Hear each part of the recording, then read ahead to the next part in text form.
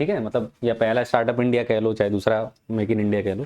ठीक है, अब देखो स्टार्टअप इंडिया का मतलब क्या है, वही इंटरप्रेन्योर्स को आगे बढ़ाने के लिए।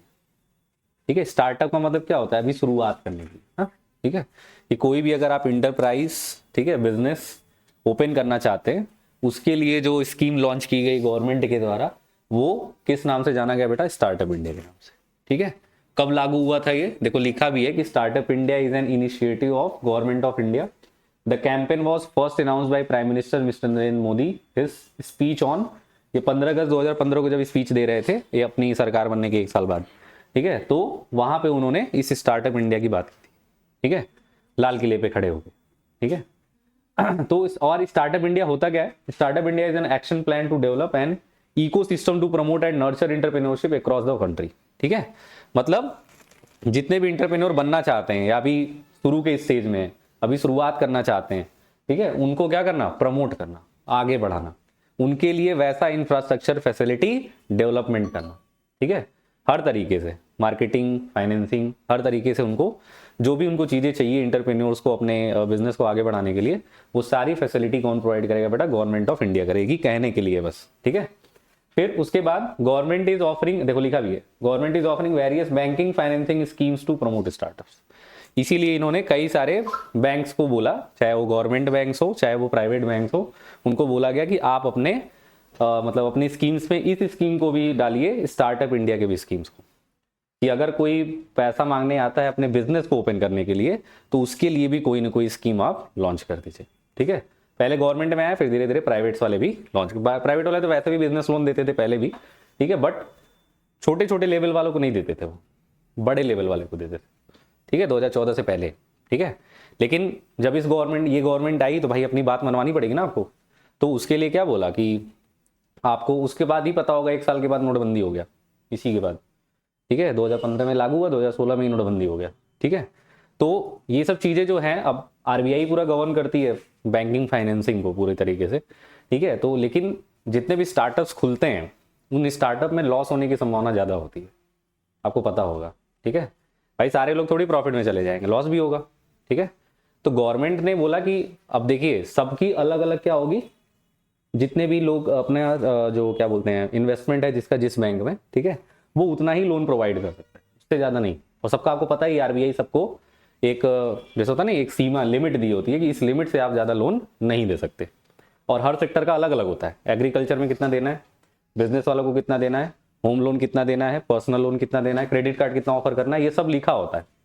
उससे ज्यादा अगर आप करेंगे, अगर आप उस चक्कर में फंस गए, तो आरबीआई फिर उसके लिए रिस्पॉन्सिबल नहीं होती है। भाई पिताजी है ना, जैसे पिताजी बोले कि मर्डर नहीं करना है, लेकिन आप कर दिए, तो पिताजी साथ थोड़ी देंगे आपका फिर। ठीक है, बोले थे ना कि मर्डर नहीं करना है, अच्छी चीज नहीं होती है, जेल हो जाएगा आपको। ठीक है, लेकिन आप कहे पापा हमारे वकील ने बचा, लेकिन नहीं बचाए तो सैद्धांतिक निकल गए।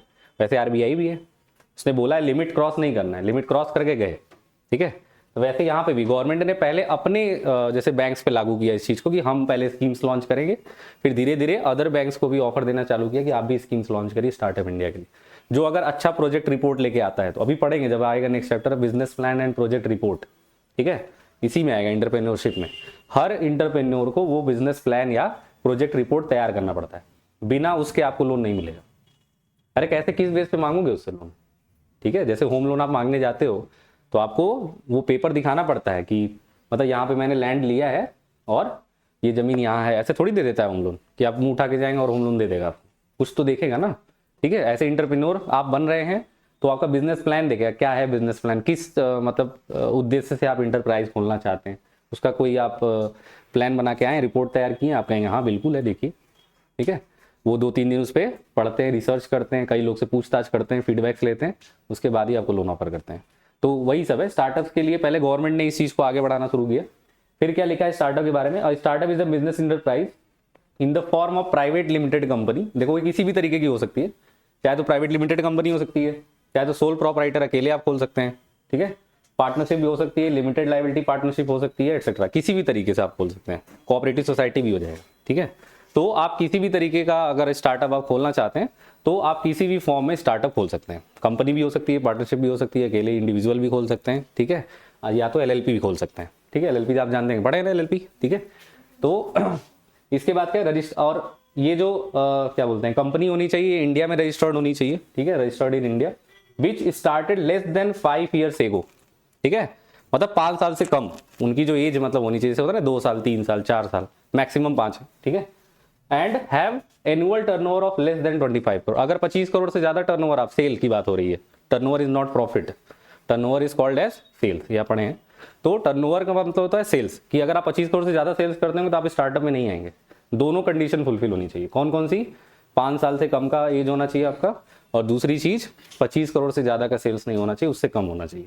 उससे कम होगा तभी आप स्टार्टअप कहलाएंगे, नहीं तो 25 करोड़ से ज्यादा का सेल्स कर रहे होंगे तो then you not called startup, ठीक है। तो इसीलिए अब जैसे ये कोचिंग संस्थान जो थे, इन्होंने जैसे इनको क्यों जीएसटी के दायरे में लाया गया, इनको टैक्स के दायरे में क्यों लाया गया, स्टार्टअप के दायरे में नहीं लाया गया, क्योंकि ये लोग बहुत ज्यादा प्रॉफिट, मतलब होता नहीं कि टर्नओवर कर रहे थे, बहुत ज्यादा फीस ले रहे थे, तभी गवर्नमेंट ने इसको जीएसटी से रजिस्ट्रेशन कर दिया। पहले नहीं आता था, एजुकेशन आपके किस में आता था, कोऑपरेटिव सोसाइटी में आता था, कि आप क्या कर रहे हैं, सेवा कर रहे हैं।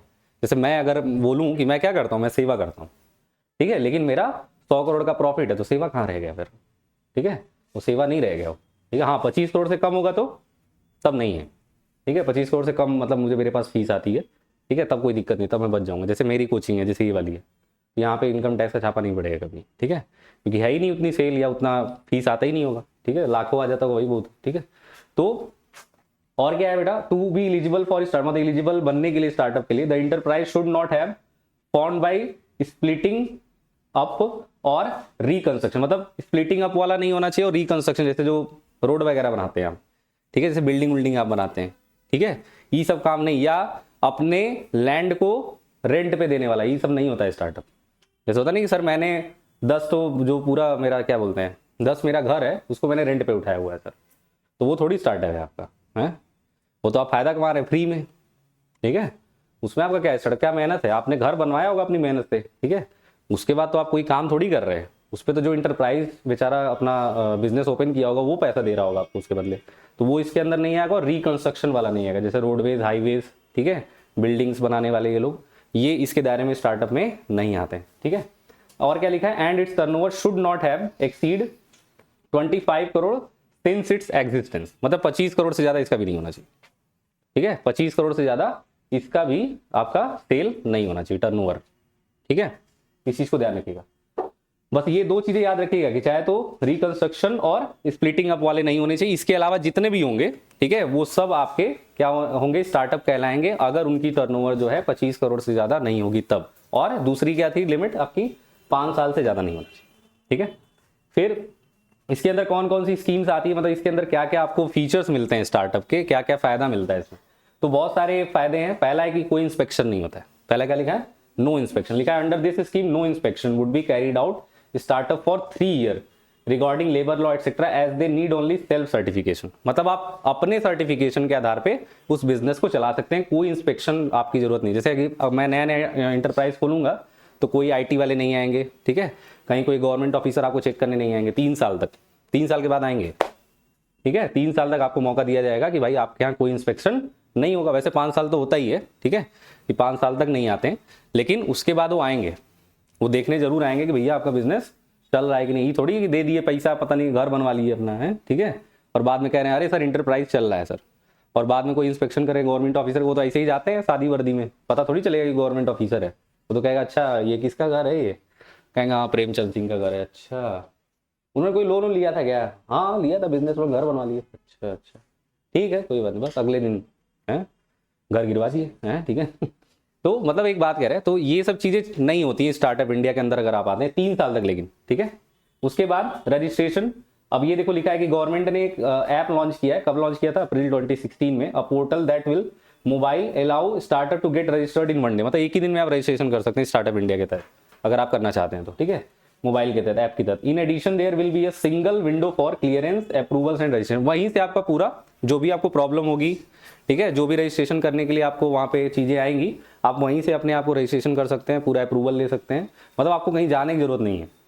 जैसे पहले क्या था कि आपको रजिस्ट्रार ऑफिस जाना पड़ता था, वहां पे अपने इंटरप्राइज का नाम, उसका मुहर, बहुत सारी चीजें दिखानी पड़ती थी, तब जाके वो रजिस्ट्रेशन होता था। ऐसे थोड़ी बन जाएंगे आप इंटरप्राइज या कोई कंपनी खोल देंगे। लेकिन अब क्या है, गवर्नमेंट ने ऐप लॉन्च कर दिया, अगर आप कोई नई कंपनी, नया इंटरप्राइज, नया बिजनेस ओपन करना चाहते हैं तो इस ऐप पे जाइए और रजिस्ट्रेशन करा लीजिए। ठीक है, कोई सर्टिफिकेट जरूर लगेगा, ऐसा नहीं विदाउट सर्टिफिकेट कर देगा, कुछ ना कुछ सर्टिफिकेट उसमें भी लगेगा, बट आप आसानी से लॉन्च कर सकते हैं, मतलब अप्रूवल ले सकते हैं बिना जाए।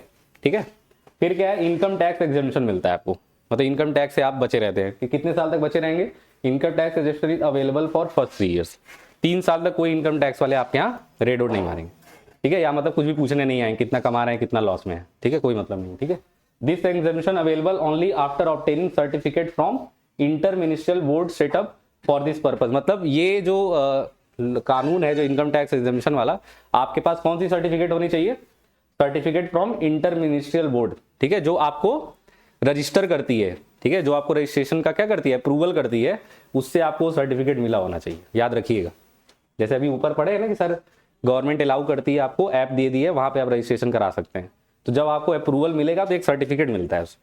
ठीक है, वो सर्टिफिकेट जब आप शो करोगे तभी आपको इनकम टैक्स से रिलीफ मिलेगा, नहीं तो इनकम टैक्स में तो रजिस्टर्ड आप हो ही जाते हैं जब आप अपना रजिस्ट्रेशन कराते हैं। तो इनकम टैक्स वाले तो जान ही जाते हैं ना कि आप इंटरप्राइज खोल लिए हैं, ठीक है, कितना टर्नओवर हो रहा है उनको सब पता होता है। ठीक है, लेकिन जब वो देखेंगे कि आपके पास सर्टिफिकेट है किसका, इंटर मिनिस्ट्रियल बोर्ड का, जो अभी नया नया अभी खोले, तो आपके यहाँ नहीं आते हैं फिर वो। ठीक है, जैसे अपने पैसे से खोले हो आप, मान लो जैसे होता नहीं मैंने अपने पैसे से खोला हुआ है, गवर्नमेंट से कोई पैसा नहीं लिया है, कोई जैसे होता नहीं मैंने कोई पैसा वैसा नहीं लिया, तो मैं इंटरप्राइज खोलूँ तो इनकम टैक्स वाले तो ये भी करेंगे, कहेंगे बहुत पैसा रखा है यानी। ठीक है, तो ये सब चीजें होती है। फिर दूसरा, फिर नेक्स्ट क्या है, कैपिटल गेन एग्जेम्पशन, इनको कैपिटल गेन पे भी एग्जेम्पशन मिलता है।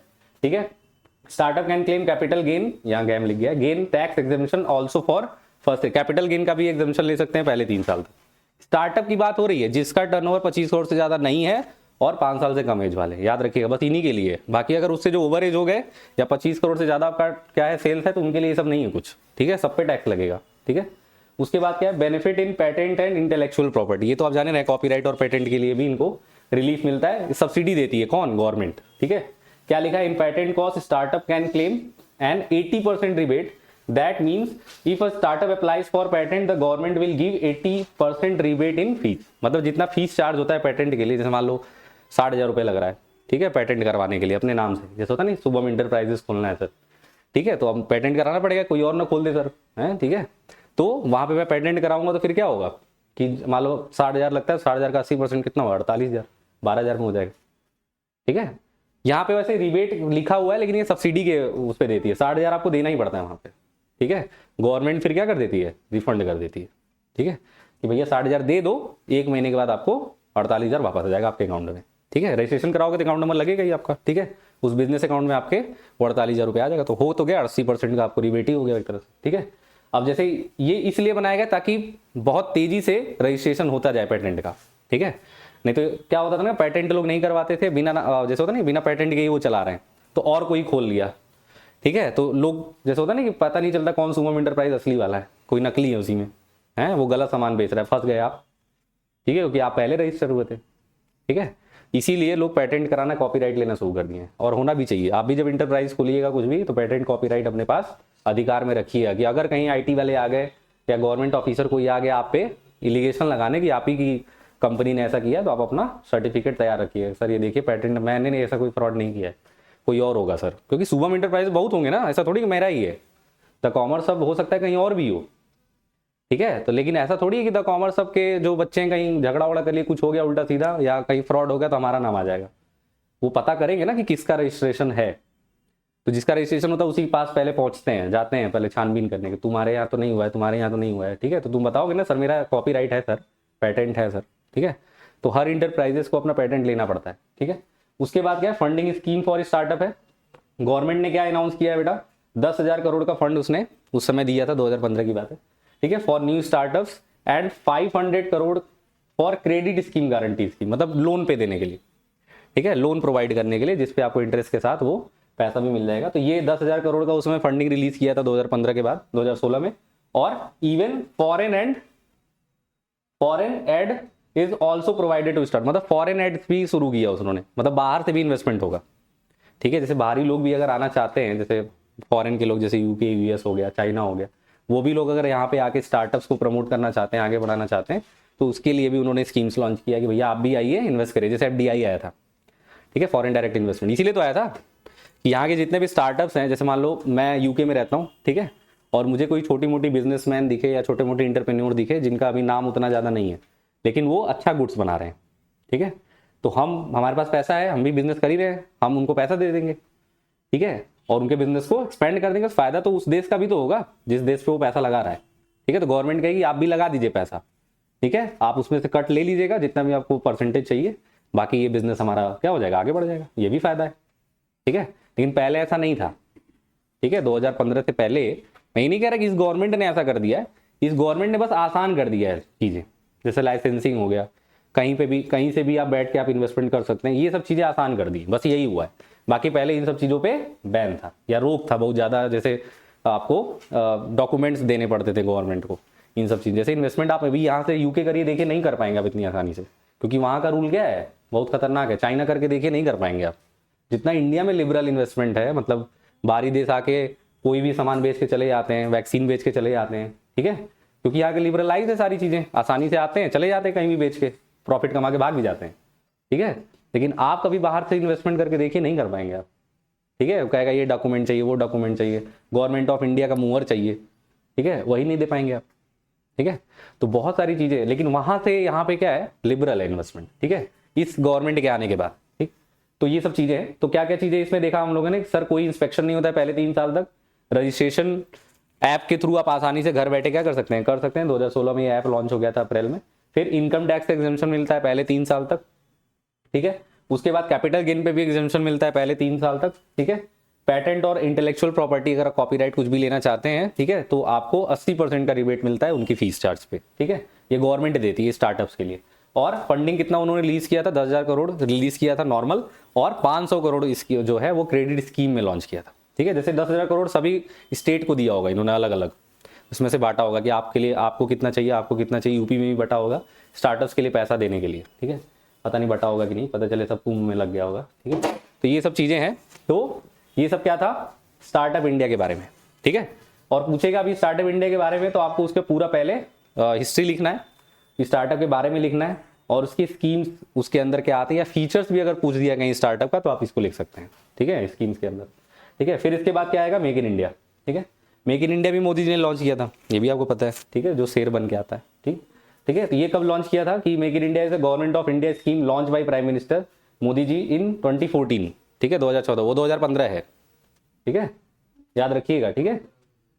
उल्टा है, ये नहीं, ये मत सोचिएगा सर पहले वो आया था, स्टार्टअप इंडिया बाद में आया है और ये पहले आया था, ठीक है, 2014 में, ठीक है। इंटेंडेड टू बूस्ट द, देखो ये किस लिए आया था, ये नॉर्मल आप जानते भी होंगे। मेक इन इंडिया का मकसद क्या था कि ज्यादा से ज्यादा जो मैन्युफैक्चरिंग है वो हमारे इंडिया में हो, बस यही था कि हर प्रोडक्ट पे जो बाहर, मतलब भले वो बाहरी हो, लेकिन अगर इंडिया में बनेंगे तो किस नाम से रिलीज होंगे, मेक इन इंडिया के नाम से, ठीक है। या ये कह सकते हैं कि सर जो प्रोडक्ट बाहर बन रहे हैं हम बनाएंगे, हम मैन्युफैक्चरिंग हब बनेंगे सबसे बड़ा, ठीक है, अभी आएगा इसमें, ठीक है। तो क्या लिखा है कि to boost the domestic manufacturing sector and also augment investment in the country, मतलब इन्वेस्टमेंट को और बढ़ाने के लिए, ठीक है। कि जैसे आप कोई भी सामान अगर बनाना चाहते हैं तो हमारे देश में आइए, यहाँ पे प्रोडक्शन हाउस खोलिए और यहाँ से बेचिए, ठीक है। तो यहाँ से जब प्रोडक्शन हाउस खुलेगा तो नाम किसका आएगा, मेरा। जैसे चाइना जो कंट्री है वो यही करती है, ठीक है, शुरू से उसका यही फंडा ही रहा है। वो क्या करती है, जैसे मान लो मैं गया, मैं अपना कोई नया जैसे ना स्कीम या नया कोई प्रोडक्ट लेके गया वहाँ पे, तो वो कहेगी कि आप कौन सा प्रोडक्ट लेके आए, आप कहेंगे सर ये प्रोडक्ट है और ये काफ़ी मदद करेगा लोगों को। तो कहेंगे अच्छा तो क्या दिक्कत है आपको, सर हमारे पास फंड नहीं है सर, ठीक है, क्या चाहिए आपको, सर एक इंडस्ट्री ओपन करवा देते या कोई इंडस्ट्री के लिए फंड दे देते तो हम इंडस्ट्री ओपन करके ये प्रोडक्ट बनाते। कहेंगे ठीक है, इंडस्ट्री ओपन कर दिए। अब जहाँ इंडस्ट्री आप ओपन करेंगे तो आप, पैसा कौन दे रहा है, गवर्नमेंट दे रही है वहाँ की। तो गवर्नमेंट क्या बोलेगी, सर तुम्हें कुछ करना नहीं है, तुम्हें कोई कटवट नहीं देना है, तुम्हें क्या करना है, जो प्रोडक्ट बनाना उस पर नाम किसका लिख देना, मेड इन चाइना। भले मैं इंडिया से गया हूँ, क्योंकि इंडिया में सोर्स नहीं है। जब मैंने 10 लोगों को बताया तो हंस रहे थे सब, हैं, वहां पे जब लोगों को बताया तो वो खुश हो गए, यार चलो ये प्रोडक्ट बिकेगा तो हमारा फायदा होगा। शुरू में नहीं बिकेगा ना, शुरू में तो नहीं बिकेगा तो ठीक है, नहीं बिकेगा, लेकिन जब धीरे धीरे पूरे कंट्री में बिकने लगा तो फायदा हमारा होगा, इकोनॉमी हमारी बढ़ेगी, ठीक है।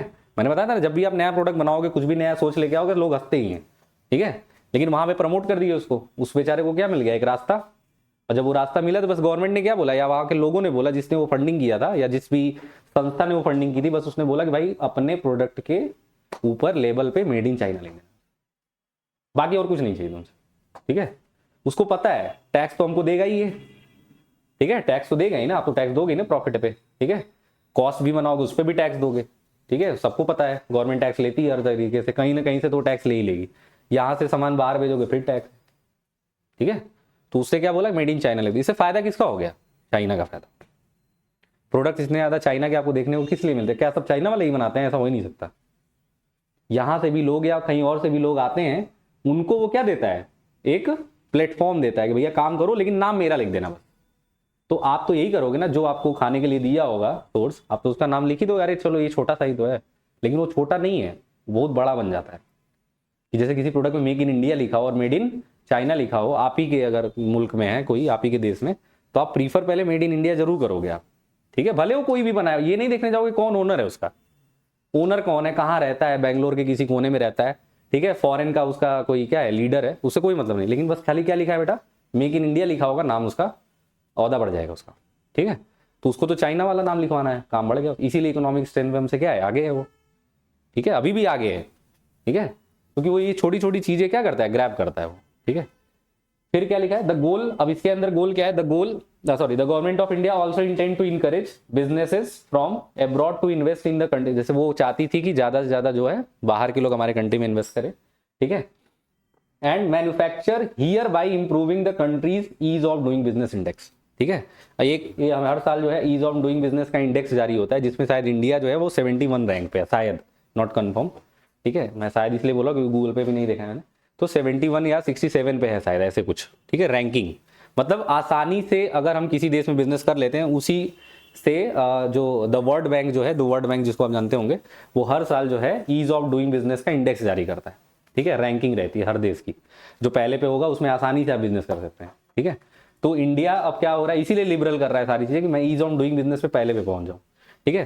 तो बाहरी लोगों से जितना आसानी से इन्वेस्ट हो जाएगा हमारी कंट्री में, उतना ही हमारा ईज ऑफ डूइंग बिजनेस का इंडेक्स क्या हो जाएगा, आसान हो जाएगा, ठीक है। और मेन यही है कि ज्यादा से ज्यादा मैन्युफैक्चरिंग, वो कहा मैंने बोला ना कि आप अपने यहाँ ना बना के आप क्या करिए, मेरे यहाँ आइए, अपना मैन्युफैक्चरिंग हब खोलिए, मेरा नाम लिख दीजिएगा बस, लेकिन बेचेगा आप ही, ठीक है। गवर्नमेंट, मैंने क्या बोला, गवर्नमेंट को तो फायदा होगा ही ना, टैक्स मिलेगा, कॉस्ट पे भी टैक्स मिलेगा, रॉ मटेरियल यहीं से लेके आओगे, कहाँ लेके आओगे, ठीक है, लेबर भी यहीं के होंगे, फायदा भी होगा, ठीक है, हर चीज का है, ठीक है, इकोनॉमी हमारी बढ़ेगी, ठीक है, इसीलिए मेक इन इंडिया आया था। और क्या लिखा है, द लॉन्ग टर्म, देखो लिखा भी है, the long term vision is to gradually develop India into a global manufacturing hub and boost employment opportunity in the country. भाई जितना मैन्युफैक्चरिंग हमारे इंडिया में होगा तो हम मैन्युफैक्चरिंग हब बन जाएंगे, लोगों को ये पता चलेगा दूसरे कंट्रीज को कि ज्यादा से ज्यादा जो प्रोडक्ट हैं ये इस कंपनी के, वो कहाँ बनते हैं, इंडिया में बनते हैं, ठीक है। और जितना ज्यादा मैन्युफैक्चरिंग इंडस्ट्री हमारे कंट्री में खुलेगी, उतना जॉब अपॉर्चुनिटी भी बढ़ेगी, ठीक है, गवर्नमेंट को भी फायदा है, इकोनॉमी को भी फायदा है, हर तरीके से लोगों को भी फायदा है। जैसे एप्पल का अपना मैन्युफैक्चरिंग बेंगलोर में खुला, आपने देखा हो, सुना होगा, देखा नहीं होगा, ठीक है, तो वो इसीलिए तो खुला है ना, इसीलिए देखो एप्पल के जो दाम है मोबाइल के वो कम होते जा रहे हैं। आपने ये भी एक बहुत बड़ा क्या है आपका फैक्टर है प्राइस के गिरने का, ठीक है। आप ये मत सोचिए कि सर डिमांड लोग बहुत ज्यादा कर रहे हैं या वह हर हाथ में आपको दिख रहा है वो एप्पल का फोन ज्यादातर, वो इसलिए नहीं, ये भी एक फैक्टर है, बट दूसरा फैक्टर प्रोडक्शन यहाँ पे होने का, अभी 2-3 और खुल जाएंगे और दाम गिर जाएगा, क्योंकि भाई टैक्स कम हो जाएगा ना वहां से। अब जो चीजें वहां पे वहां से यहाँ आने में 20,000 रुपये महंगा हो जा रहा है, वही चीज यहाँ पे बनने लग जाएगा, तो 20,000 तो बच गया ना आपका, तो 20,000 कॉस्ट कम हो जाएगी उसकी। जब 20,000 कॉस्ट कम होगी तो क्या वो सस्ता नहीं करेगा फोन, बिल्कुल सस्ता कर देगा, भले वो उसको डिस्काउंट लगा के सस्ता करे लेकिन कर देगा, ठीक है, इसीलिए ये चीजें सस्ती हो गई, ठीक। तो ये सब मेक इन इंडिया का ही कमाल है कहने के लिए, ठीक है।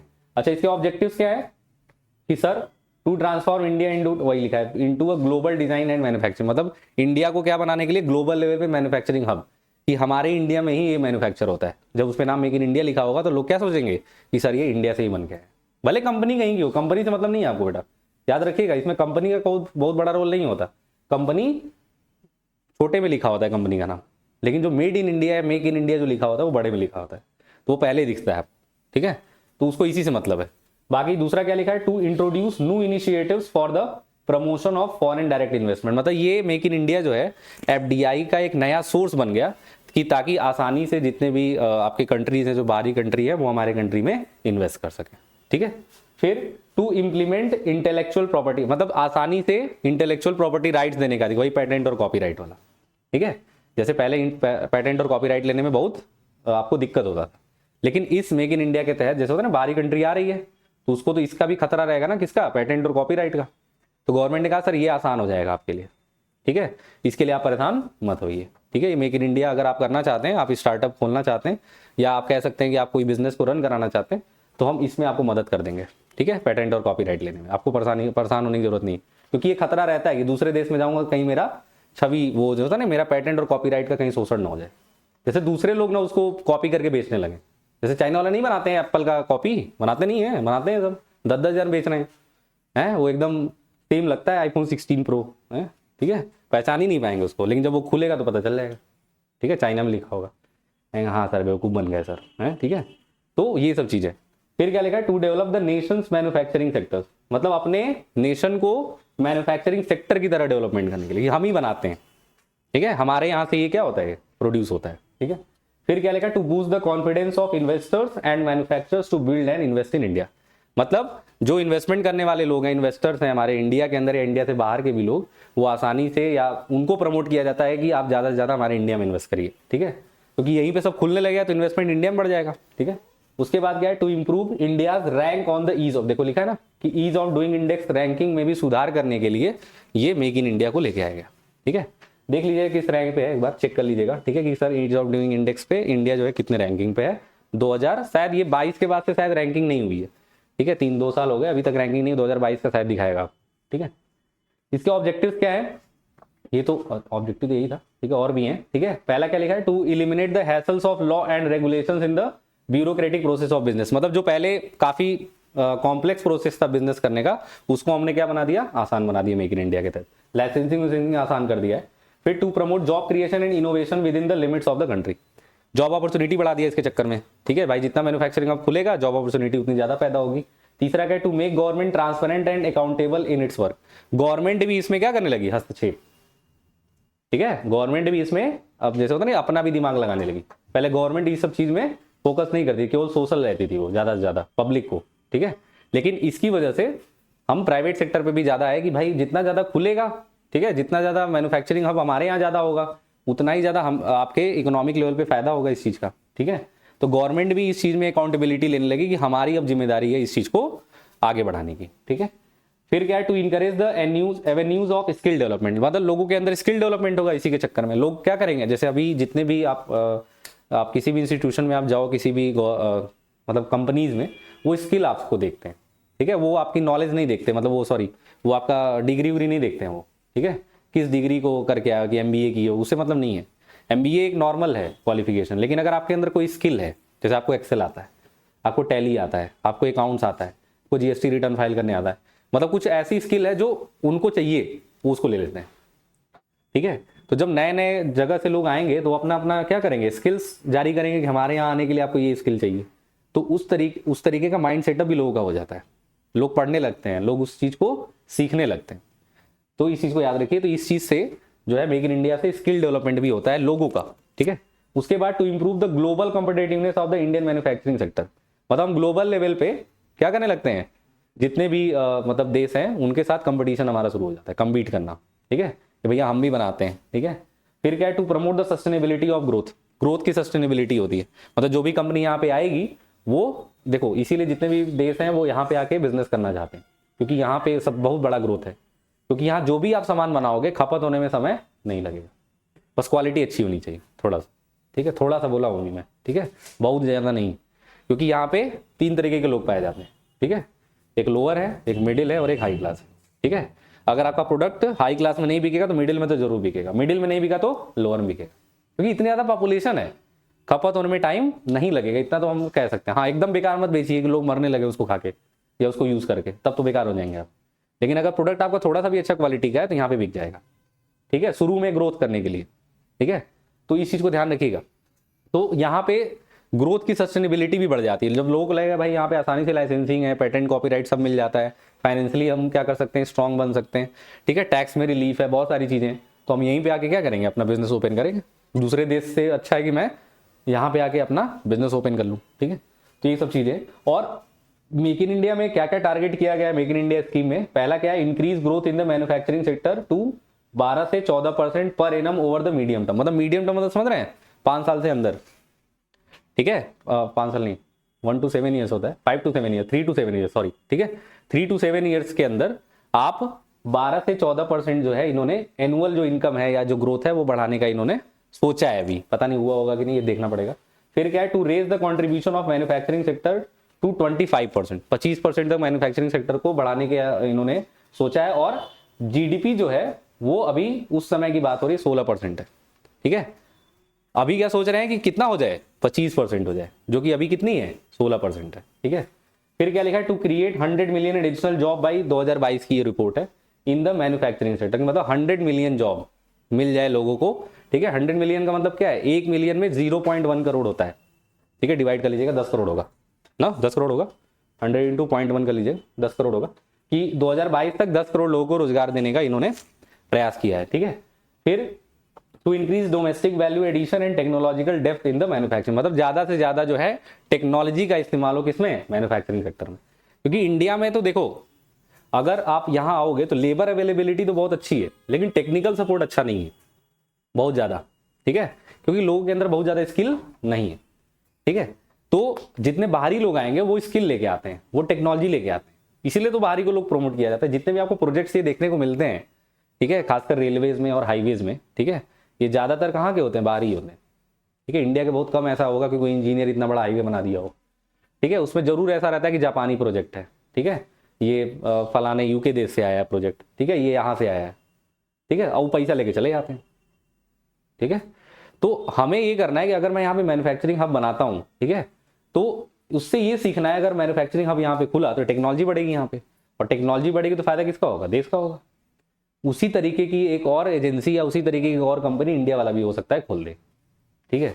तो इससे हमारा भी फायदा है कि वो कंपनी का कंपटीटर आ जाएगा टेक्नोलॉजी डेवलपमेंट की वजह से, ठीक है। हो सकता है वो मशीनरी को ऐसी यूज करता हो जो कोई नहीं करता हो, लेकिन जब वो हमारे देश में आएगा तो मशीन तो वही यूज करेगा, मशीन तो चेंज करेगा नहीं, अपनी जो जैसे ना अपनी स्ट्रेंथ या अपनी जो स्ट्रेटेजी वो तो चेंज करेगा नहीं।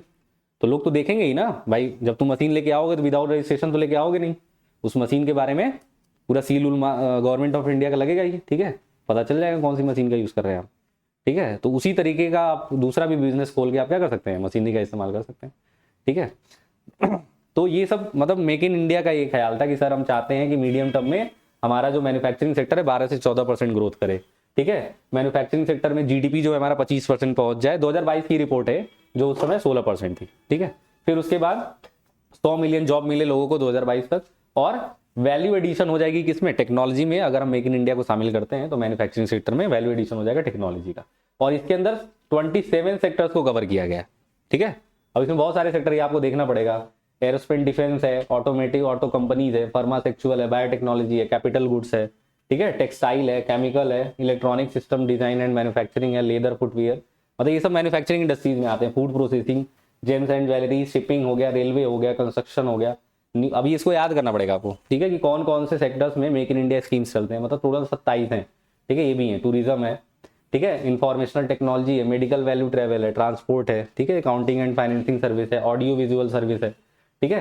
आपका ये सर्विस सेक्टर्स हैं, ठीक है, ये सर्विस सेक्टर है, ये मैन्युफैक्चरिंग है, ठीक है। कितने, 3 3 6 3 9 3 12 3 15, 15 इधर 12 इधर होंगे, 3 3 6 3 9 3 12, ठीक है, टोटल 27 हो गया। हो सकता है और बढ़ गए हो, लेकिन अभी तक की रिपोर्ट यही है कि 27 ही है, ठीक है। लीगल सर्विस है, कम्युनिकेशन सर्विस है, कंस्ट्रक्शन है, इन्वायरमेंटल सर्विस है, फाइनेंशियल, मतलब ये इतने सारे मेक इन इंडिया के अंदर कवर होते हैं। गवर्नमेंट ने इस चीज को कवर किया है, इस चीज को, इसके लिए उन्होंने पूरा स्कीम्स बनाया हुआ है, ठीक है। इन सेक्टर में अगर आप इन्वेस्ट करते हो, ठीक है, तो आपको हम सहयोग करेंगे, ठीक है। इसके अलावा भी होता होगा, लेकिन उन अभी सेक्टर्स को नहीं लिखा गया।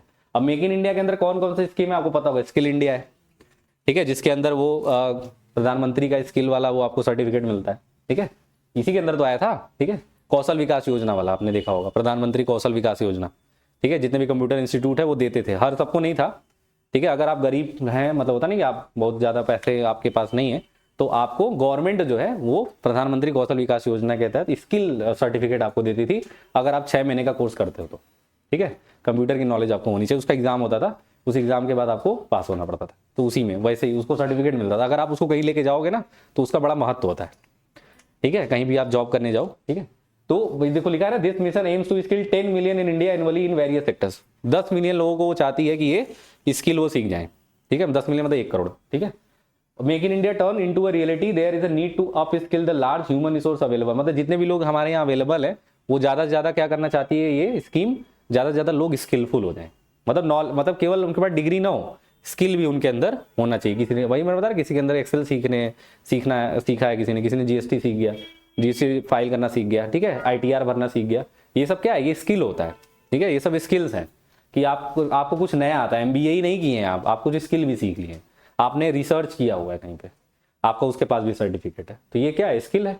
सर मैंने फील्ड वर्क किया हुआ है, मुझे सर्टिफिकेट मिला हुआ है, ठीक है, तो ये सब क्या होता है, ये सब स्किल में ही आता है, ठीक है। फिर क्या है, स्टार्टअप इंडिया। अभी स्टार्टअप इंडिया ऊपर पढ़े, 2015 में आया, 15 अगस्त, इसी के बाद ही आया ये, ठीक है। स्टार्टअप इंडिया का क्या मेन मोटो था बेटा, कि ज्यादा से ज्यादा जितने भी इंटरप्रेन्योर है जो नए खोलना चाहते हैं, नया इंटरप्राइज ओपन करना चाहते हैं, उनको फाइनेंशियली मदद करके उनको आगे बढ़ाना, ठीक है, यही विजन था। फिर डिजिटल इंडिया तो आप जान ही रहे हैं, चीजें सब क्या हो जाए ऑनलाइन, ठीक है, मार्केटिंग भी ऑनलाइन करें आप, ठीक है, सामान भी ऑनलाइन बेचे, ठीक, पेमेंट भी ऑनलाइन ले लें, डिजिटल पेमेंट, इसीलिए तो डिजिटल इंडिया को आगे बढ़ाएगा ना, ठीक है। तो this aims to transform India into a knowledge based and digitally empowered economy.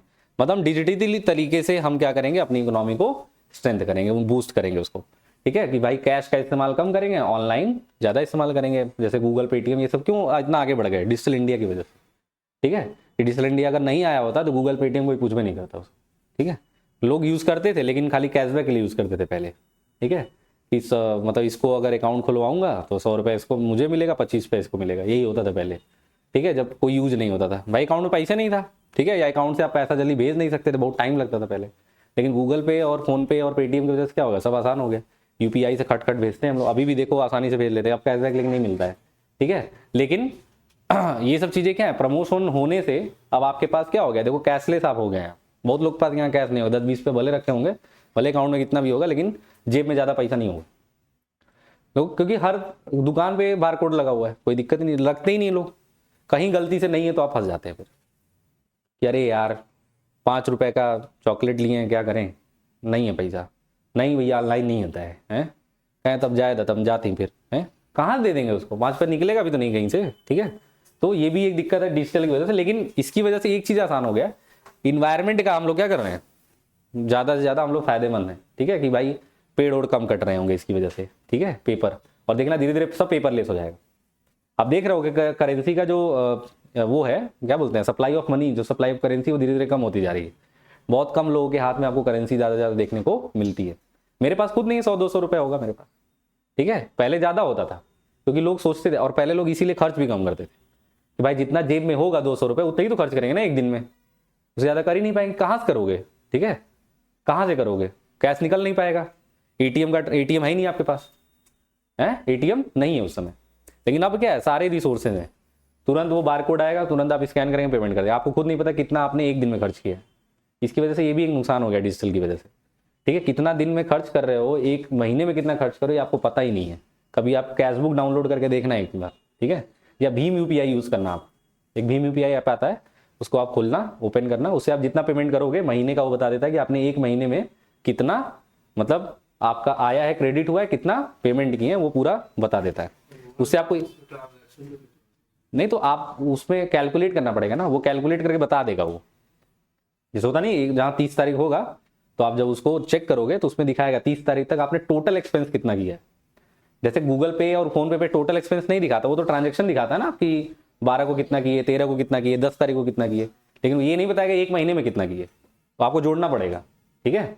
लेकिन उसमें क्या है, वो पूरा बता देता है वो, तो आप एक बार जरूर किया करिए। आप भाई आपके पिताजी दे रहे हैं, ठीक है, या आप खुद कमा रहे हैं, जो भी कर रहे होंगे, लेकिन आप उस चीज को देखा करिए कि भाई खर्चा बढ़ा है कि कम हो गया है, महंगाई बढ़ी है कि घटी, वैसे बढ़ी ही है, घटी तो नहीं होगी, ये तो है, ठीक है। इसी से तो पता चलेगा इन्फ्लेशन बढ़ रहा है कि घट रहा है, ये भी सोचो। हम नहीं देखेंगे तो कौन देखेगा, हम नहीं देखेंगे, हम नहीं बताएंगे कि देश में महंगाई बढ़ रही है कि नहीं बढ़ रही है, तो दूसरे लोग तो यही सोचेंगे सरकार अच्छी चल रही है, ठीक है, अच्छा बताता है, चलो अच्छी बात है, ठीक है।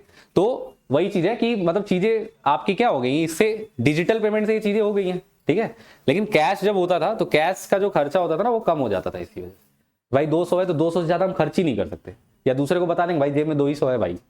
लेकिन अब क्या है, किसी को बताओगे भाई जेब में 200 है, वो जान जाएगा अरे मोबाइल में है ना, है, ठीक है, ऑनलाइन झूठ बोल रहा था लाइव, है, ठीक है, भले हो चाहे ना वो अलग बात है, लेकिन लोग कहें नहीं भाई जानबूझ के 50 रुपया रखा है जेब में, है कि जब काउंट्री की बात आएगी तो 50 रुपये ही देगा ये यार, ठीक है। लेकिन ऑनलाइन की वजह से ये सब झूठ बोलना क्या हो गया है, खत्म है, ठीक है। फिर क्या है, इसके बारे में आप जान रहे हो, प्रधानमंत्री जनधन योजना है, ठीक है। इसी की वजह से तो जीरो बैलेंस पे अकाउंट खुला था, आपको पता होगा, ठीक है। तो ये ज्यादा से ज्यादा वही देखो, इसीलिए इसको प्रमोट ही किया गया था कि डिजिटल इंडिया इसीलिए आएगा जब तक लोगों का खाता नहीं होगा, ठीक है। और खाते को आधार से लिंक कराना था इसका काम, ठीक है। और इसमें सबसे ज्यादा इसीलिए ये चीज लागू की गई कि जितना ज्यादा अगर ये अकाउंट खुलेगा उतना ही ज्यादा यूपीआई का इस्तेमाल क्या होगा, बढ़ेगा डिजिटल पेमेंट का।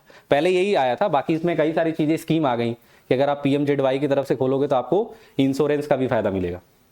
जैसे आप वो 12 रुपए वाला इंश्योरेंस नहीं होता, एक महीने में 1 रुपए, ठीक है।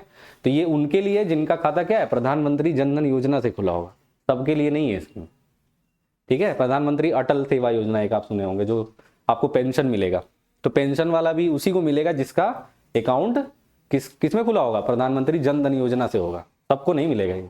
इसीलिए लोग तो परेशान है, अरे सर मेरा नहीं खुल रहा है, अरे तुम्हारा कैसे खुलेगा, इसके तहत मिलेगा, ठीक है।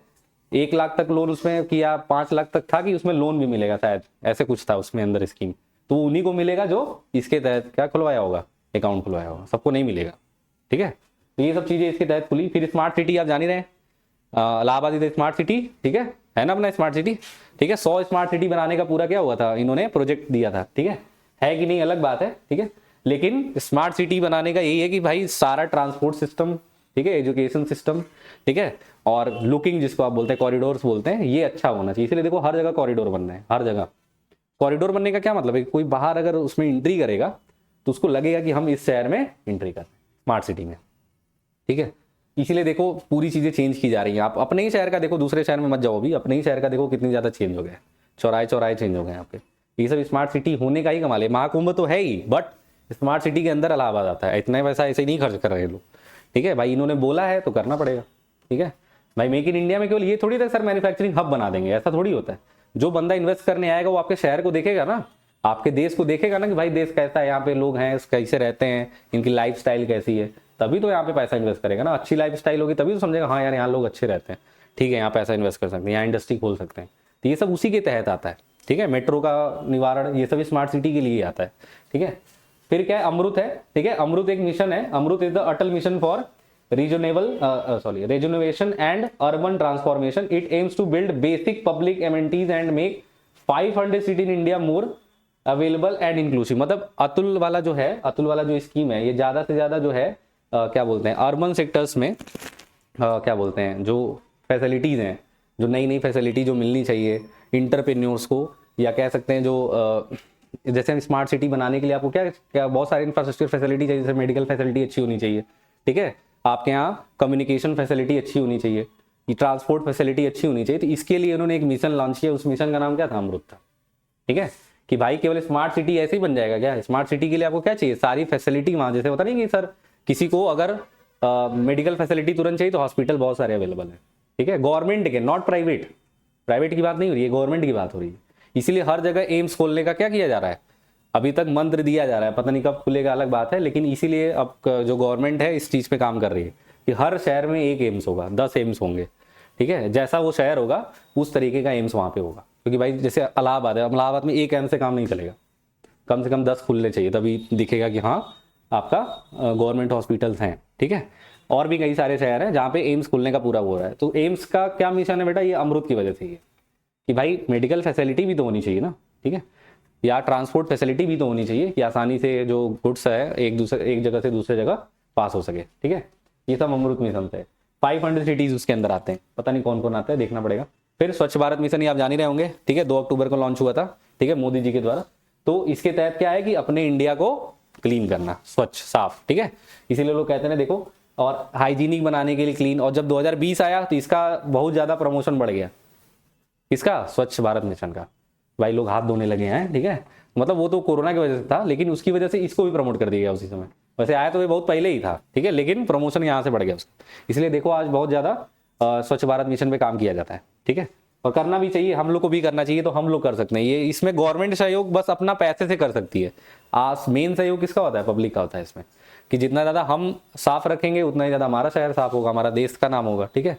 तो इसलिए फिर क्या है, सागरमाला है। सागरमाला में क्या आता है, पोर्ट्स रिलेटेड ये सर्विसेज करते हैं, जहाँ पे पोर्ट्स बंदरगाह, जैसे बैंगलोर है, गुजरात है, वहाँ पे पोर्ट्स वगैरह बहुत ज़्यादा हैं।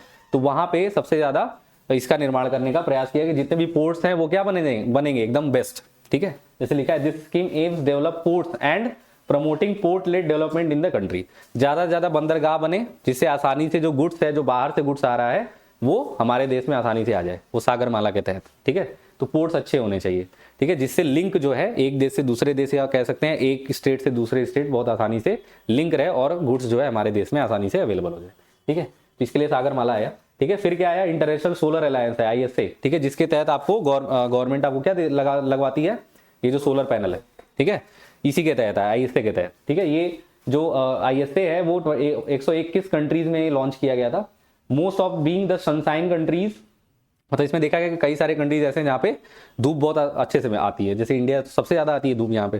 ठीक है, वेस्ट इंडीज जैसे आप देखो, वेस्ट इंडीज भी धूप बहुत ज्यादा आती है। ठीक है, इसलिए साले काले होते हैं। ठीक है, which lie either completely or partly between the tropic Cancer and the tropic of the Cancer and tropic of Capricorn.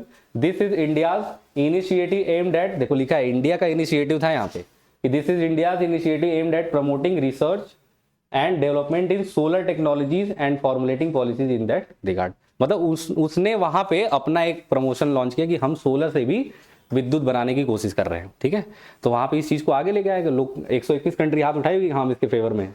ठीक है, हम लोग इसके फेवर में रहेंगे भाई, सोलर से क्या बनाएंगे, बिजली बनाएंगे, इससे इन्वायरमेंट का भी फायदा होगा। ठीक है, इंप्लॉयमेंट जनरेशन भी होगा, बहुत सारी चीजें हैं भाई। एक कंपनी फिर आएगी ना उसके लिए बनाने के लिए, उसको भी फायदा होगा। और अगर मैं लेके आऊंगा तो मेरा नाम भी हो जाएगा। जैसे इंडिया लाएगी तो किसका नाम हो जाएगा, इंडिया का नाम हो जाएगा, इंडिया ने इस चीज को प्रमोट किया था। ठीक है, पेटेंट हमारे पास होगा। ठीक है, उसका ये सब चीजें। फिर अग्नि आया। ठीक है, अग्नि में अग्नि लगाना है, अग्नि और accelerating growth of new India's innovation was launch to push the innovation ecosystem in the country by connecting people and assisting in commercialising innovators. मतलब जो नए नए बनाने वाले लोग हैं, जो इनोवेटर्स हैं, जो नया इन्वेंशन करना चाहते हैं, उनको आगे बढ़ाने के लिए कौन सी स्कीम लाई गई, अग्नि वाली। ठीक है, जैसे मैं कुछ नया करना चाहता हूँ, ठीक है, कुछ देश के लिए नया करना चाहता हूँ, ठीक, मैं इंडिविजुअल भी हो सकता हूँ, तो उसके लिए कौन सी स्कीम लॉन्च की, अग्नि वाली, कि उसके तहत आपको प्रमोट किया जाएगा कि आप इस प्रोडक्ट को आगे लेके आ सकते हैं। ठीक है, स्टार्टअप इंडिया तो है ही, बट अग्नि उसमें मेन रोल अदा करता है कि आप अगर कुछ नया करना चाहते हैं, कुछ नया, जैसे होता है ना, कुछ आपने कुछ नया इंप्लीमेंट कर दिया जो कोई सोच ही नहीं रहा था। ठीक है, तो दिस इज कॉल्ड एज, ये किस स्कीम के अंदर आएगा, अग्नि के अंदर, स्कीम के अंदर आएगा। ठीक है, जैसे इसका फुल फॉर्म क्या है, accelerating growth of new India's innovation. ठीक है, accelerating growth of new India's innovation. ठीक है, अग्नि है। ठीक है, आई है। ठीक है, याद रखिएगा। ठीक है, अच्छा, इसके एडवांटेज क्या है कि सर अगर मेक इन इंडिया आएगा, क्या है इसमें और कुछ है, हाँ बस थोड़ा सा ही है। ठीक है, मेक इन इंडिया के क्या एडवांटेज बेटा कि सर इंप्लॉयमेंट अपॉर्चुनिटी बढ़ जाएगी। ठीक है, वही सेम ऑब्जेक्टिव की तरह। फिर जीडीपी इंक्रीज हो जाएगी हमारी। ठीक, ज्यादा से ज्यादा फॉरेन डायरेक्ट इन्वेस्टमेंट हमारे यहाँ होगा, बाहरी लोग हमारे यहाँ क्या करेंगे, इन्वेस्ट ज्यादा करेंगे। Small manufacturing will get a thrust particularly when investors from abroad invest in them. जितने भी स्मॉल आपके मैन्युफैक्चरर्स हैं उनको ज्यादा से ज्यादा क्या मिलेगा, पैसा। ठीक है, फाइनेंसिंग, कि बाहर से पैसा आएगा तो वो क्या करेंगे, उसको यूज करके अपना जो बिजनेस है वो एक्सपेंड करेंगे उसकी वजह से। ठीक है, फिर या कह सकते हैं डेवलपमेंट की स्टेज पे आ जाएंगे। फिर उसके बाद क्या है, when countries invest in India they will also bring with them the latest technologies in various fields. कि जब बाहर के लोग, या कह सकते हैं हमारी कंट्री में ज्यादा से ज्यादा इन्वेस्टमेंट बढ़ेगा तो टेक्नोलॉजी का भी इंप्रूवमेंट होगा। मैंने बताया ना कि बाहरी लोग जब आते हैं तो अपनी अपनी टेक्नोलॉजी लेके आते हैं, अपना अपना नया पैतरा लेके आते हैं। ठीक है, तो इससे हमारा ही डेवलपमेंट होगा टेक्नोलॉजिकल। फिर क्या है, due to the various initiatives taken under the mission India has moved up the ranking in the EODB. वही लिखा है कि मेक इन इंडिया आने की वजह से हम ईओडीबी इंडेक्स में क्या हो गए, बेहतर हो गए हैं। ठीक है, फिर क्या, setting of the manufacturing centres and factors in rural areas will foster the development of these areas as well. ठीक है, मतलब कि जितना ज्यादा मैन्युफैक्चरिंग सेक्टर्स को हम आगे बढ़ाएंगे, ठीक है, किस एरिया में, रूरल एरियाज में। इसीलिए रूरल एंटरप्रेन्योरशिप की बात हुई कि भाई रूरल एरियाज में लैंड आसानी से अवेलेबल है, लेबर आसानी से अवेलेबल है, रॉ मटेरियल आसानी से अवेलेबल है। तो पैसा अगर इन्वेस्ट करके हम कहाँ लगा देंगे, रूरल एरियाज में, तो फायदा किसका हो जाएगा, हमारा ही तो होगा भाई। वो रूरल एरियाज कहाँ है, मेरे कंट्री के अंदर है। तो ज्यादा से ज्यादा मैन्युफैक्चरिंग सेक्टर अगर हम वहां खोल देंगे, ठीक है, तो फायदा किसका हो जाएगा, हमारे किसका, कंट्री का। ठीक है, मेक इन इंडिया के तहत। ठीक है, तो ये सब चीजें हैं। तो रूरल एंटरप्रेन्योरशिप जो है ना वो इसी के तहत आती है, किसके, मेक इन इंडिया के तहत, याद रखिएगा। ठीक है, कि मेक इन इंडिया ने रूरल एंटरप्रेन्योरशिप को बहुत तेजी से आगे बढ़ाया। ठीक है, कि भाई मैन्युफैक्चरिंग हब जहां आते हैं वो कहेंगे अरे सर शहर में तो कुछ खाली नहीं है, क्या करें, कहेंगे सर चलिए रूरल एरियाज में चलते हैं, क्योंकि रूरल एरियाज में लैंड, वही वाटर, ये सब फैसिलिटी बहुत आसानी से अवेलेबल है। बिजली का थोड़ा सा दिक्कत है, तो उसका भी कुछ ना कुछ दिमाग वो लगाएंगे, कहीं ना कहीं से जोड़ेंगे उसको। ठीक है, तो ये सब चीजें हैं, ये मेक इन इंडिया की वजह से हैं। लेकिन इसके कुछ चैलेंजेस भी हैं सर, ठीक है, कि सर चैलेंजेस क्या है, India is about 60% of cultivable land, मतलब जहां पे खेती होती है, ठीक है। लगा the thrust on the manufacturing is set to the affect agriculture negatively, कि अगर जितना इंडस्ट्रीज खुलेंगे, जितना मैन्युफैक्चरिंग अब खुलेंगे, तो एग्रीकल्चर पे उतना क्या होगा, नुकसान होगा। 100% है। अब भाई जहाँ पे एग्रीकल्चरल लैंड था, ठीक है, वहां पे मैंने क्या खोल दिया भाई, उनको ज्यादा पैसा देके, होता नहीं भाई जिसको पैसे की जरूरत है, अब वो 10 लाख की जमीन है, वो जो क्या बोलते हैं, वो जो कंपनी आपको 1 करोड़ दे रही है, तो आप तो ले ही लोगे, क्या अरे यार 10 गुना मिल रहा है, दे दिया। बाद में इंडस्ट्री खोल दिया, तो वो जो लैंड एग्रीकल्चर के लिए जो थी, वो क्या हो गई, पूरी तरीके से खराब हो गई, ठीक है। तो इससे एग्रीकल्चर में बहुत असर पड़ता है, इसीलिए लोग जल्दी यहाँ पे बिजनेस जो है वो ओपन नहीं करना चाहते, कि भाई करेंगे तो इसका एक नुकसान तो झेलना पड़ेगा, ठीक है। ये सब चीजें हैं, देखो लिखा ना, it can even cause a permanent disruption of arable land, मतलब वो एरिया, वो तो पूरा खराब करेगा ही, जिस एरिया में वो खुला होगा, और भी आसपास के जो लैंड होगा उनको भी खराब कर देगा, कि भाई वो तो उसके अंदर से प्रदूषण ही निकलेगा, क्योंकि वो प्रोडक्शन करेगा, तो वहां का पूरा एरिया क्या हो जाएगा, प्रदूषित हो जाएगा, इसकी वजह से लैंड भी खराब हो जाएगी, ठीक है। ये एक दिक्कत है एक चीज का, ठीक है।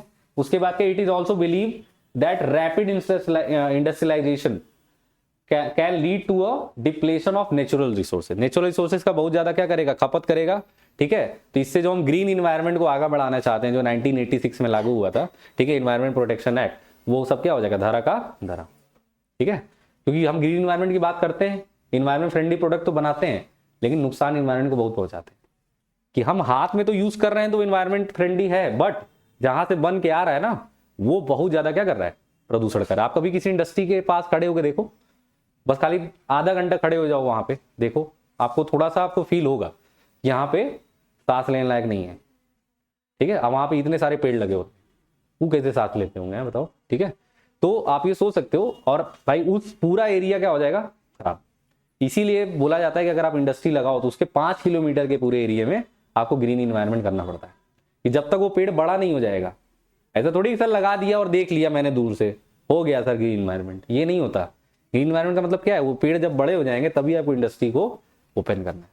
पहले से लगाओ, जैसे आपको इंडस्ट्री खोलनी है, तो आज आपने लैंड ले लिया है, पहले क्या करा लो, प्लांटेशन, ठीक है, प्लांटेशन कराओ पहले, ठीक है, कि जब तक आप इंडस्ट्री को बनाओगे तब तक वो प्लांट क्या हो जाएंगे, बड़े हो जाएंगे, कुछ तो बड़े हो जाएंगे, ठीक है। तो वो जो प्रदूषण निकलेगा वो सब वो शोषित कर लेंगे, लेकिन यहाँ पे कोई ध्यान ही नहीं देता है, ठीक है। जो भी वेस्टेज है वो कहाँ गिर रहा है किसी को मतलब ही नहीं है, ठीक है। हमारी नदियाँ खराब हो रही है उसकी वजह से, ठीक है। तो ये सब चीजें हैं, इसकी वजह से ये भी एक नुकसान हो जाता है। फिर क्या है, a fall out of inviting large scale FDIs in that local farmers and small entrepreneurs may not be able to face the competition from international players, कि जो हमारे छोटे छोटे जो एग्रीकल्चरल लोग हैं या छोटे छोटे इंटरप्रेन्योर्स हैं, वो बड़े बड़े इंटरनेशनल प्लेयर से कम्पीट नहीं कर पाते हैं अगर उनके यहाँ एफडीआई इन्वेस्टमेंट नहीं होता है, ठीक है। जैसे वो खुद से आगे बढ़ना चाह रहे हैं, ठीक है, यहाँ पे कोई इन्वेस्टमेंट नहीं करना चाह रहा है, ठीक है, तो वो तो कभी इंटरनेशनल वालों से कभी कम्पीट नहीं कर पाएंगे, ये भी एक दिक्कत है, ठीक है। तो बहुत सारी चीजें कि एफडीआई कोई ऐसे थोड़ी कर लेता है, बहुत ज्यादा रिसर्च करके पैसा देगा, फॉरेन वाले बहुत दिमाग लगाते हैं, ठीक है। हम भले कम लगाएं लेकिन वो ज्यादा लगाते हैं, कि पैसा लगाएंगे तो हमारा बेनिफिट क्या होगा, हमें क्या फायदा मिलेगा, ठीक है, बहुत सारी चीजें। और क्या है, the campaign with all it's focus on manufacturing can cause pollution and environment. अब ये केवल मैन्युफैक्चरिंग पे ध्यान देता है, तो इन्वायरमेंट वही सेम लिखा हुआ कि सर पोल्यूशन ज्यादा होगा और इन्वायरमेंटल को बहुत ज्यादा निगेटिव इफेक्ट डालेगा उसके ऊपर, ठीक है। वो तो ग्रीन इन्वायरमेंट की बात कर रहा था, यहाँ पे लिख रहा है कि सर इन्वायरमेंट पे निगेटिव इफेक्ट पड़ेगा अगर हम मैन्युफैक्चरिंग सेक्टर्स को बहुत ज्यादा बनाएंगे, क्योंकि देखो जमीन खराब होगी पहली चीज, ठीक है, इन्वायरमेंट पूरा खराब होगा, बहुत सारी चीजें, ठीक है। वहां के जो आसपास के लोग रहने वाले भी होंगे ना, वो भी उनका भी क्या हो जाएगा, स्वास्थ्य डाउन हो जाएगा, ठीक है। वहां के लोग क्या हो जाएंगे, उनकी एवरेज जो लाइफ होगी वो भी कम हो जाएगी। जहाँ पे इंडस्ट्री खुलता है वहाँ पे देखो वहाँ के लोग की एवरेज लाइफ कम होती है।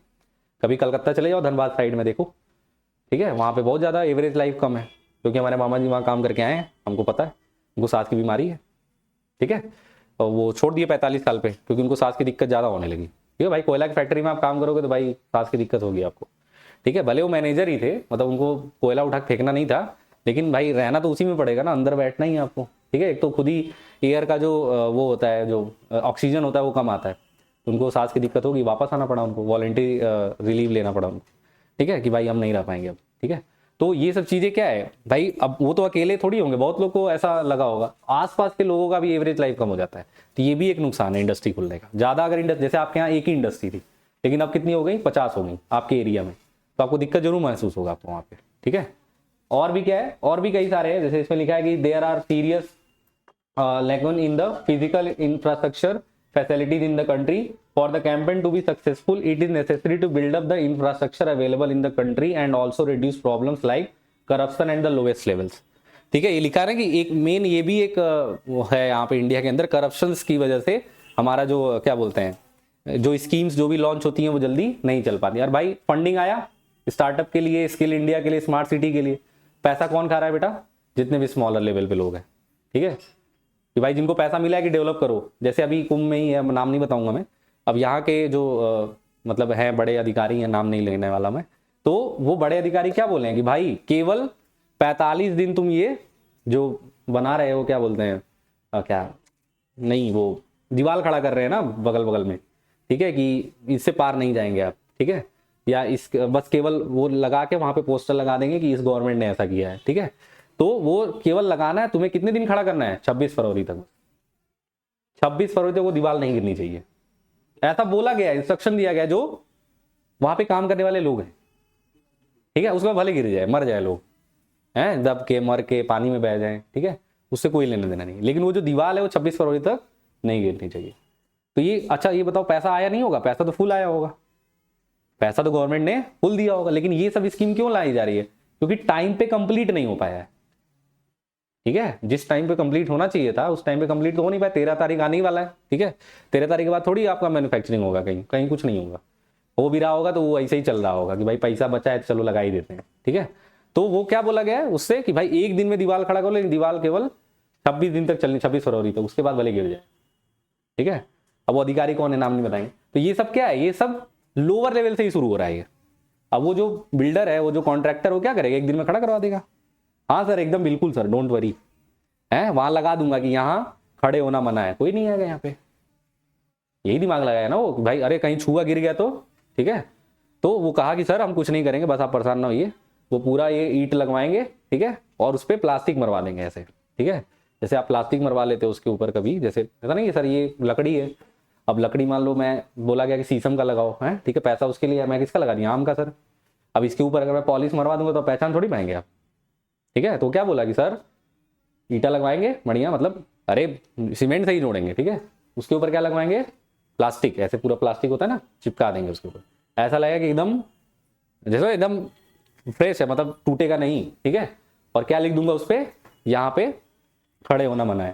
ठीक है, बस हो गया काम, कोई नहीं खड़ा होगा सर, लगेगा कि हाँ दीवार है सर, है मतलब पार नहीं करना है इसको। ठीक है, ये दीवार है, इसके आगे नहीं जाना है, बस हो गया। ठीक है, तो ये सब चल रहा है हमारे इंडिया में। तो ये सबसे बड़ी, ये तो और सबसे बड़ा खराब है कि सर जिसके लिए पैसा आ रहा है उसके लिए लोग क्या कर रहे हैं? उसको यूज नहीं कर रहे हैं, करप्शन लेवल बहुत ज्यादा है, पैसा पहले हम खाएंगे बाद में देखा जाएगा। ठीक है, तो ये भी एक बहुत बड़ा हमारे यहाँ क्या है, जैसे होता है ना डिसएडवांटेज, कह सकते चैलेंज है कि करप्शन अगर हम दूर कर देंगे तो बहुत सारे हम जितने भी स्कीम्स जो चल रहे हैं हमारे इंडिया के अंदर वो अच्छे से चलेंगे। ठीक है, क्योंकि छोटे लेवल से ही स्टार्ट होता है, फिर धीरे धीरे वो बड़ा बन जाता है। ठीक है, अब वो छोटा ही लेवल तो कर रहा है, वो तो अभी सोचो छोटा लेवल कर रहा है। कई लोग ऐसे मेले में होंगे जो क्या कर रहे होंगे, यही सब कर रहे होंगे कि गिरवाए 10 तो टेंट, पैसा लिए 20 टोका, है पैसा लिए 50 टोका, कहेंगे हाँ सर 50 तो लग गया है। कौन देखने आ रहा है? गवर्नमेंट आपको फंड देती है, वो देखने नहीं आती कोई। ठीक है, दौरा करा देगा कि हाँ देखिए 50 तो लगा, कौन देख रहा है? आपका कौन सा है, कौन पता है किसी को कि 50 तो कहाँ लगा है? इतना टेंट लगा हुआ है। ठीक है, आप गिना देंगे ये है, ये है, ये है, 11 नंबर है, 12 नंबर है, 14 है, 18 है, 20 है, 21 है, ऐसे गिना देंगे, हाँ ठीक है पैसा आ गया आपके खाते में, लेकिन बना कितना बेटा? 10। ठीक है, रैन बसेरा कितना बनना चाहिए? लिखा 101 है, बना कितना है? 21 तो, लेकिन दिखाया कितना गया? 101। ठीक है, ये सब है। नालियां कितनी बनी है? बताया गया 100, अब बना 10 तो है। ठीक है, लेकिन योगी जी का देखो आप जाके, योगी जी जहाँ रहने वाले वहां देखो आप, एक भी चीज की कमी नहीं है वहां पे। ठीक है, एक भी चीज की, अंदर जाने अलाउ नहीं, क्या बन रहा है। ठीक है, हम लोग गेट तक गए थे, मतलब वो अंदर नहीं जाने दिया, वो अभी काम कर रहा था, वो कहा नहीं अंदर जाना अलाउड नहीं है। ठीक है, तो लेकिन दूर से दिखता है कि क्या हो रहा है वहाँ पे। ठीक है, वहाँ किसी चीज़ की कमी नहीं है। ठीक है, लेकिन नाली 10 ठो ही बनी है, दिखाया गया 101, 200। ठीक है, तो ये सब करप्शन ही तो है, पैसा तो पूरा खा के बैठे होंगे ना वो। ठीक है, ये हर जगह होता होगा, ये तो अभी मेला है केवल। ठीक है, इसमें तो पता नहीं कितना करोड़ों आता होगा मेक इन इंडिया के तहत, गवर्नमेंट कितना रिलीज करती होगी, कितना अपने लोगों को देती होगी, किसी को जानता ही नहीं है कोई। ठीक है, कितना गया कितना आया बस आपको लिखना है बस। जैसे होता नहीं कि वो कभी आप कोई मूवी देखो, अर्शद मेहता वाला देखो, चाहे लकी भास्कर ही देखो, वो क्या करता है, गलत ही तो लिखता है कि 30 है 80 कर देता हूँ, है ठीक है, 50 लिख देता हूँ, किया हूँ भले 60, लेकिन लिख कितना रहा हूँ बेटा 50, कल 70 लिख दूंगा, कल 70 लिख दूंगा, यही तो करना है। और गवर्नमेंट की स्कीम में यही होता है कि आज कितना है बेटा, आप जैसे गवर्नमेंट ने भेजा 100 करोड़, आप लिखे 90, 10 अपने जेब में किसी और को भी दे दिए होंगे, तो अगला वाला आएगा 110 मान लो या 200 आएगा तो लिख दूंगा, ठीक है, पता कहाँ चलेगा, 190 लिख दूंगा, कितना लिख दूंगा 190, आया था भले 200 लेकिन कितना लिख दूंगा 190 बराबर हो गया, 190 और 90 कितना हो गया 280 हो गया काम, ठीक है, यही करना है, यही होता है, ठीक है। कोई पूछ नहीं कहाँ गया सर वो पैसा, खर्च हो गया सर, ठीक है, देखिए यहाँ इतने लोग को इतना पैसा दिया हूँ मैं, ठीक है, गवर्नमेंट नहीं पूछनी आएगी आपसे। तो ये करप्शन बहुत बड़ी चीज है हमारे मेक इन इंडिया को न सफल बनाने के लिए, ठीक है। तो ये सब चीजें मेक इन इंडिया चैलेंजेस या डिसएडवांटेज भी अगर आएगा मेक इन इंडिया का तो आप ये लिख सकते हैं, ठीक है। जैसे लिमिटेशन हो गया कि सर मेक इन इंडिया के लिमिटेशन क्या हो सकते हैं, तो सर इन्वायरमेंट पे इफेक्ट पड़ता है, ठीक है, कई सारे एग्रीकल्चर लैंड जो होते हैं वो क्या हो जाते हैं बेटा, खराब हो जाते हैं इसकी वजह से, और उसके आसपास के एरिया के भी लैंड क्या हो जाते हैं, खराब हो जाते हैं, इन्वायरमेंट को बहुत ज्यादा नुकसान पहुंचता है, ठीक है। और ये भी आप लिख सकते हो डिजीजेज वाला जो मैंने आपको बताया कि जो भी इंडस्ट्री से निकलने वाले जो पॉल्यूटिव पदार्थ हैं उसकी वजह से लोगों में क्या होता है, डिजीजेस काफी फैल जाती हैं, तो वो भी एक डिसएडवांटेज में आ जाता है। और मेन क्या है बेटा, करप्शन वाला, ठीक है, करप्शन बहुत है इसकी वजह से, ठीक है। तो चलिए ठीक है, इतना बहुत है अभी के लिए, ठीक है। तो धन्यवाद। ये दो चीजें थी, मेक इन इंडिया और स्टार्टअप, ठीक है। ये यूनिट नंबर कौन सा है, 8 है, ये शायद लास्ट है शायद, मे बी नहीं मतलब ये बता रहा हूँ 8 है 9 है जो भी, हाँ